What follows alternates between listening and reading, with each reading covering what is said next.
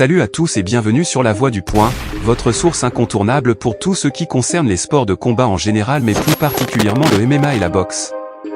Ici, nous explorons l'univers passionnant et intense des combattants, des techniques et des histoires qui façonnent ce monde. Que vous soyez un fan inconditionnel, un pratiquant ou simplement curieux d'en savoir plus, vous êtes au bon endroit. Surtout n'oubliez pas de vous abonner et d'activer les notifications pour ne rien manquer de notre contenu.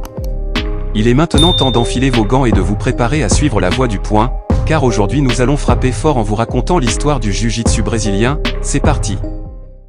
Nous allons donc explorer l'histoire fascinante du jiu-jitsu brésilien appelé aussi JJB, un art martial qui a révolutionné le monde des sports de combat.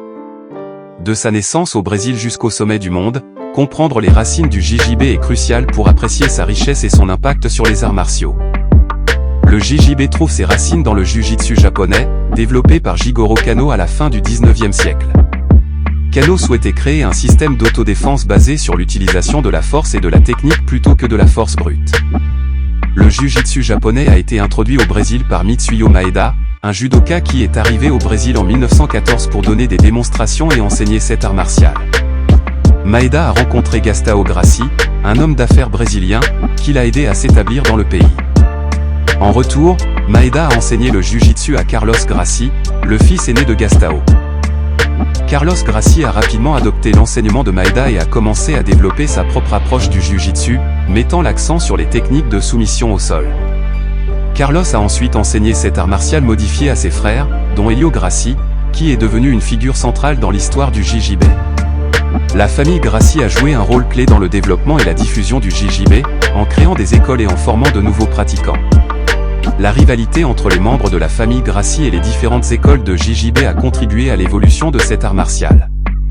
Les frères Gracie ont également organisé des défis pour prouver l'efficacité de leur style, en affrontant d'autres combattants et artistes martiaux.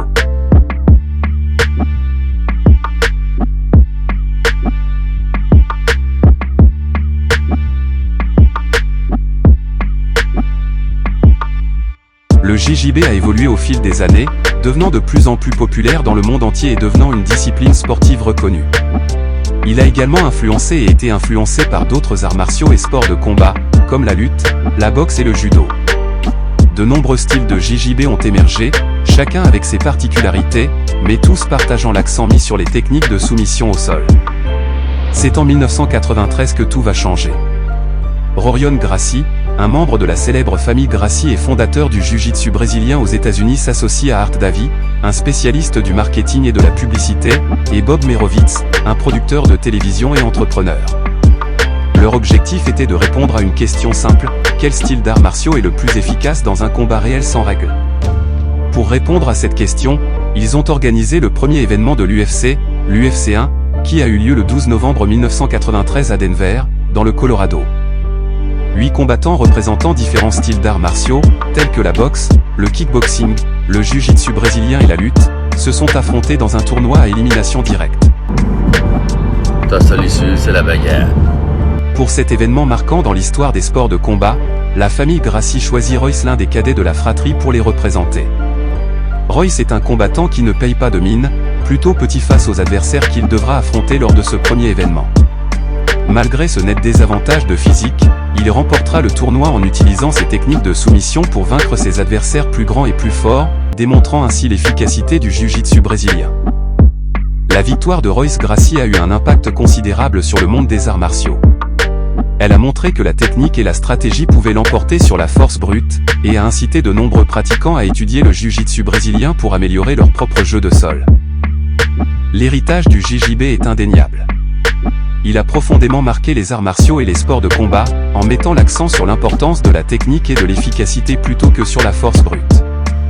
Le JJB a également influencé la formation et les stratégies de nombreux combattants professionnels, qui intègrent désormais des techniques de soumission et de grappling dans leur arsenal. En plus de son impact sur les arts martiaux mixtes, le JJB est également devenu un élément important de la culture brésilienne. De nombreuses écoles de JJB sont présentes dans tout le pays, et des compétitions nationales et internationales sont organisées chaque année.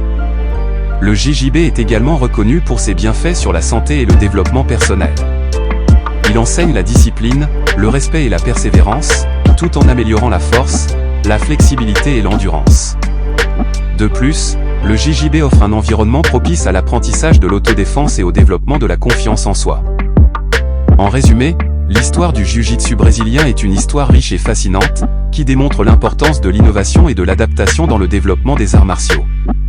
Des origines japonaises du jiu-jitsu au Gracie et à l'évolution du JJB, cet art martial a laissé une empreinte durable sur le monde des sports de combat et la culture brésilienne. J'espère que cette vidéo vous a donné un aperçu intéressant de l'histoire du jiu-jitsu brésilien et vous a encouragé à en apprendre davantage sur cet art martial.